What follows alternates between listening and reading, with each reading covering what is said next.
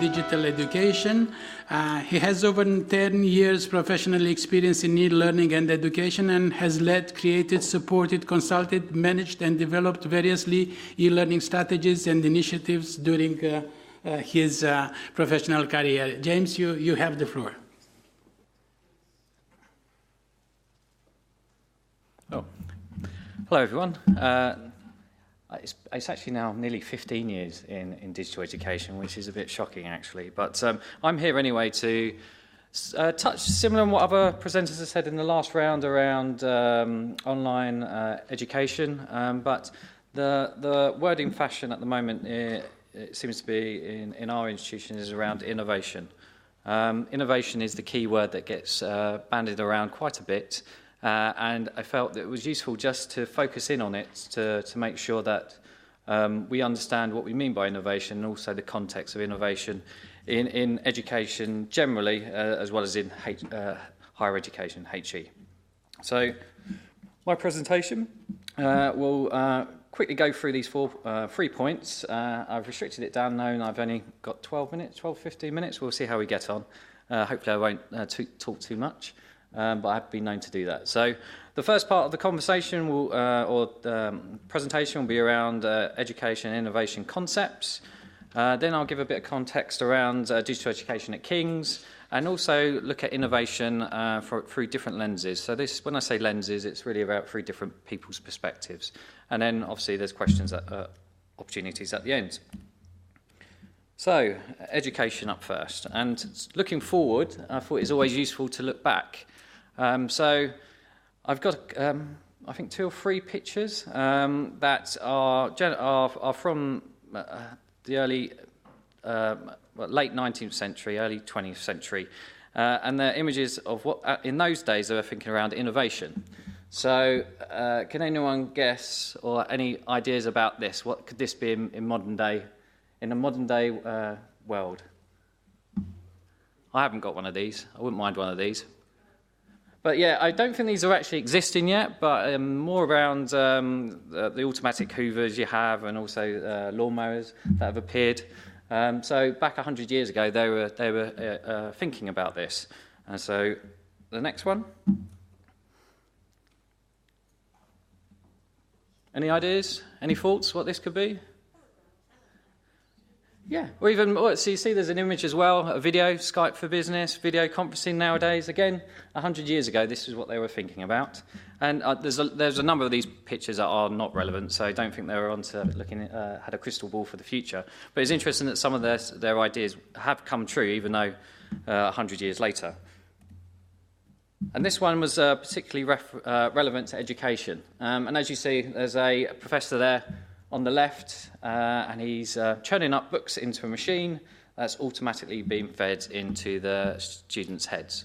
So I don't think we're there yet, and I think this is part of what of my presentation is about. It's about what do we think education is, there is potential possibilities for this happening today, but I think much more broadly. You might have seen it maybe in a film like The Matrix, where they download knowledge and that's what the person knows, and then they just move on to the next subject. So at King's, I think when we look back around innovation, we also look forward regarding innovation. We also need to understand the context within the students' expectations.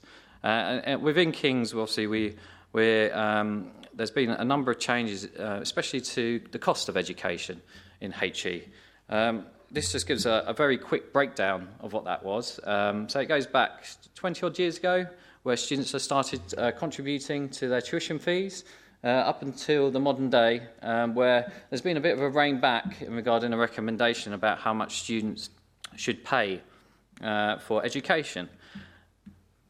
Alongside that, obviously, there is information is becoming key. So when students look at different providers, different degrees, different universities, there's a wealth of information now available that they can use to compare institutions and then obviously make a decision on where they prefer to go. There's also feedback mechanisms that they use around NSS surveys for final year students, and also undergraduate final year students, as well as postgraduate students, which is the PTES.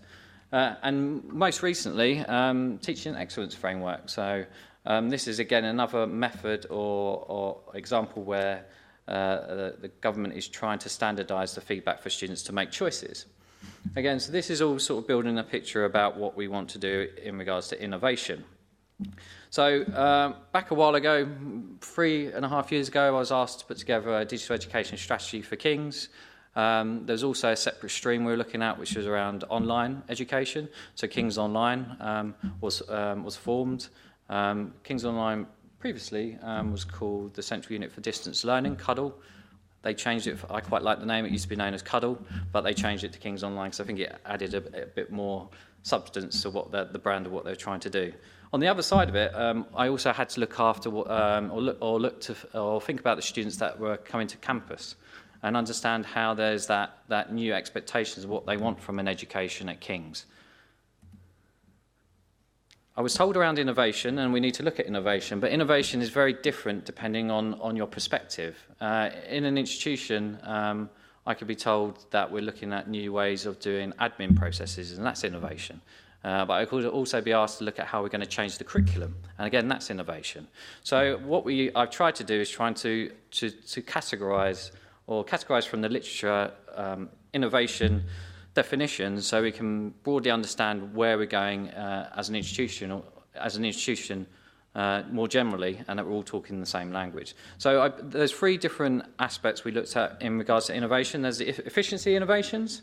So this is where we're reducing costs by eliminating resource time or redesigning product processes to eliminate components or replace them with cheap alternatives. That's a bit of a mouthful, but in a short explanation is just trying to deliver more with less.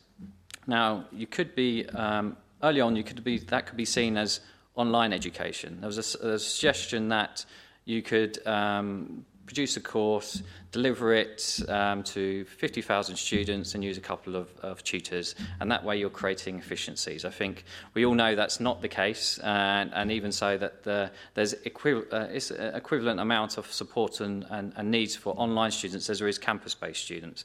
So I think that it was good to understand this around efficiency innovations and understanding the objectives of an institution to make sure that that's put into perspective.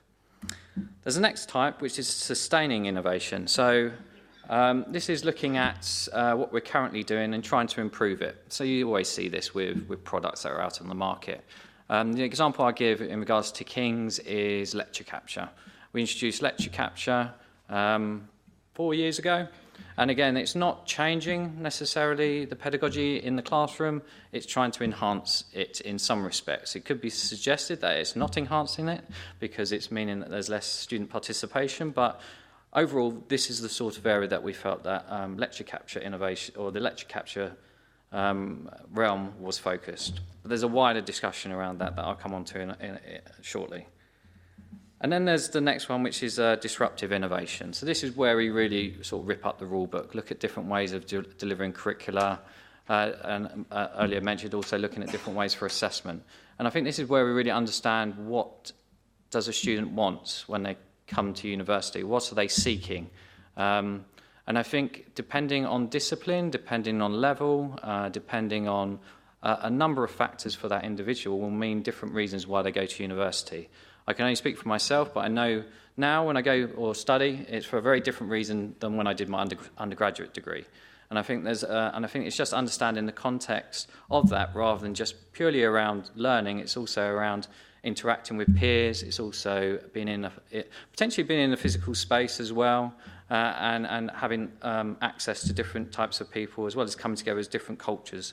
And I think that can't be forgotten about when looking forward. We also need to understand what's gone on in the past, as well as enhance that. So taking that into consideration when we are looking to branch out in our online delivery options. Now, I didn't want to say this was all this is by no means my work, but a very useful article was done by one of my colleagues at King's, Michael Flavin. So there is a link to it. It looks at UK university strategies for TEL, Technology Enhanced Learning. It's a useful read in understanding these different types of innovation. So please do go and have a look at that. It can be useful for useful context. So, digital education in the context of Kings. So, we have a vision, King's strategy vision of 2029. Any ideas why it's 2029? Seems like a bit of an odd number considering everyone's usually on zeros or fives. Rawad, you can't answer because obviously you know because you're at King's. That's right, 200 years anniversary of King's. So they went long, this has been around now since 2017, but the key part of this was looking at understanding why students come to King's and maybe don't go to one of the other Russell Group universities. And a key part of this is obviously putting research and education at the same level, especially with the new expectations coming from students, but then also to serve. So there's a serve aspect to the curriculum that is being at the moment being implemented across the King's. So service to society, be it local or across the world, that's part of what we want students that come to King's to be able to understand and deliver. So there's the standard education strategy themes that came out of, there's off the back of the vision was the education strategy, which was over 5 years, so 2022, and it's the standard aspects that you would expect from most strategies or education strategies. It's about obviously delivering world-class education that's research informed. There's a piece around it flexing the curricula, so we was looking at also for students not to just be pigeonholed in one discipline, to be able to move around, have the opportunities to sample different modules from different areas. That is something that is definitely applicable to the online realm as well. There's that civil engagement, which I mentioned before. And also making sure that King's students are equipped for success. So this again goes to one of my earlier points about making sure, or understanding why students are going to university. It's not necessarily just like the picture from earlier on says, it's just putting knowledge in their heads and then going out. It's much more practical than that. It's about interacting with people. It's about understanding how to use different tools, how to become employable in some respects. There's also an agenda around well-being, and I think that's a key piece we need to understand with looking at online education. Understanding if people are isolated and don't feel community or don't feel part of an institution, that we need methods and opportunities to integrate that as well. And also to make sure that a lot of what we do at King's is we see students as co-collaborators. So the past to here and now. This just gives you a bit about what I already mentioned. About 4 years ago, we were developing our virtual learning environment, which is similar to other institutions, which is Moodle. We had our lecture capture implementation, and this was a key piece as well, because we needed to understand or try to understand why we were installing lecture capture. Students wanted it, so it seemed like everyone else was doing it. But the research has come back most recently about potentially how lecture capture could be impacting students' final grades, because it's maybe impacting attendance. And then there's much wider issues with that as well about what is the lecture meant to be delivering. You could say that high-scoring students, if they're not attending lectures, then that's fine. They're just watching lecture capture and getting the information through there and then doing their exams, that's fine. But I think that's missing a piece of the puzzle, is that peer interaction and learning from your peers that could go missing. So there's a piece of work we're looking at the moment about reimagining the lecture at King's and understanding what students want from lectures. So we did, Dr. Ellie Domet has recently done a piece of research around lecture capture evaluation at King's over a year to understand student and staff's perspectives of it to then inform what we want to do going forward. But again, it goes back to that key piece I keep going on about, is about what we are trying to support students and what they're trying to do. Those other pieces I've already mentioned about also linking into why we needed to invest some money in this space to understand where we're going with technology and how it can support the curriculum. So we've done a number of things over the last 3 years. One of the big things we released was lynda.com. I'm not sure if anyone in this room has heard of lynda.com. It's now LinkedIn or moving to LinkedIn Learning, but it's a wealth of content that's available to all our students to to push their digital capabilities up. There's content in there around how to use all sorts of products, Microsoft products, also through to time management, well-being, how to play jazz, guitar. But I think in the context of looking at understanding and supporting students, it's a well worth initiative that we took part in.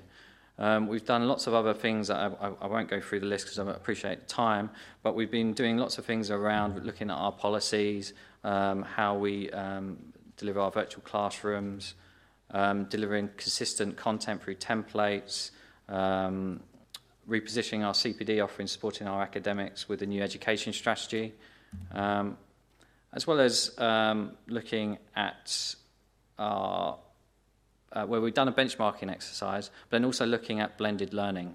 And again, a bit like innovation, blended learning is a term that's mentioned quite a bit of the time. It was in our education strategy, but then I think when we went into a room of 20 academics, everyone was doing blended learning, but everyone was doing different types of blended learning. So again, it's clarifying. If we're putting something in our strategy, we need to clarify what that is and give people the measures to be able to succeed in that. And I think that's where the online and in-class world come together. There needs to be a bit of, for our students that are campus-based, obviously we want to give them flexibility with engaging with content and using the contact hours, making them the most valuable. But then we know there's a wider issue with that. If we were reducing hours, it's seen as not getting value for money. So there's a balance to have there around providing technology, not necessarily substitutes, equivalents, and then seeing how that culturally impacts students and what they think the education offer is given to them. So the future is really, again, is aligned to why do students want to study, and it's looking at how you can then facilitate that. So we have King's Online, as I mentioned, looking to provide education for students all around the world. We also have FutureLearn, we have MOOCs on FutureLearn as well, but we have a plethora of different options that we're obviously learning from engaging in and constantly evolving to see how it marries up with our physical students that are our physical campus and our students that are attending as well. And I think it's best understanding how we best use those resources going forward. But is the future, I suppose it's the question, is it disruptive or not? And I think this is where one of the questions really needs to be realised, because King's is quite a traditional institution, 200 years. There needs to be a round of change in management, understanding how people engage in these different types of technologies to support education. There's a big effort and time used around curriculum design. I don't think you can bolt on education or technology onto the end of a curriculum. It really needs to be thought about from the very beginning. There's also recognition for engaging in this work. Blended learning is a big thing that we need to come to some sort of agreement or understanding what we mean by blended learning, so then we can work towards it. Assessment was mentioned earlier on. We need to understand the different types of assessment that need to be employed and why we assess students and the options there as well. Analytics is a big thing as well. Data, the amount of data that is being produced from having all of our technologies and how we best support our students. There's ethics there around all that data, what we do with it when students are with us at King's, and then how we best process it and make sure that they're supported and achieving the most they can with their time at King's. There's a big piece around personalising the learning for individuals, so understanding what students want and making sure that they have access not only to the learning content but also the wraparound activities for being part of the university, be it social clubs, online. And I think that's an issue that we've always experienced about building that community. Well, we struggle building a community on campus, I guess, but there's much bigger challenges when it's online. And then also making sure that our classrooms and online design reflect this new curriculum, especially around accessibility. There's new regulations around accessibility this year. I think there's mention of universal design. There's lots of things that can be done to make sure that our content is accessible for everyone. So that's really just a couple of considerations to have in mind when looking at digital education more generally. As I said, you can, if you did want to find out a bit more around the units, we call it CTEL, but Centre for Technology Enhanced Learning, we have information on our web pages. And that's it.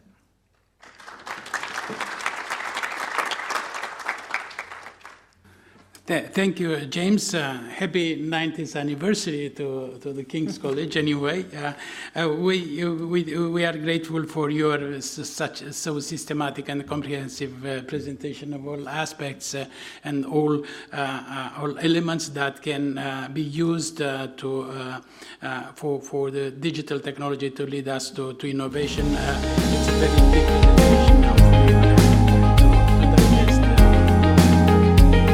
So please remember, if we all help and do a little bit, it will make a big difference.